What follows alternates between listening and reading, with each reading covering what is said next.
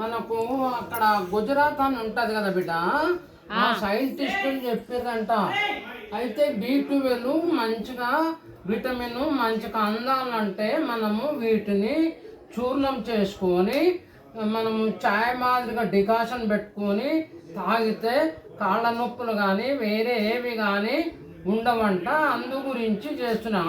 ఇవి ఎందుకు మామయ్య మనకు అనవసరం అని అంటే, మనకు డబ్బులు పెట్టాలి, అవి అన్నీ చేసుకోవాలంటే ఇబ్బంది కదా. ఇవి మనకు ఫ్రీగా దొరుకుతుంది, ప్రకృతి ఇచ్చింది. అందు గురించి ఇవి మిక్సీలో వేసి జార్ చేయాలి. జార్లో వేసి చేస్తే చాలా బాగుంటుందంట.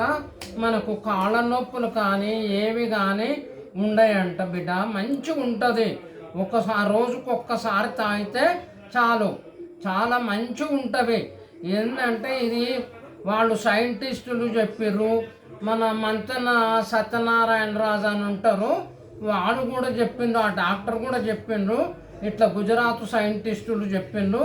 చాలా మంచిగా ఉంటుంది, చేసుకోండి.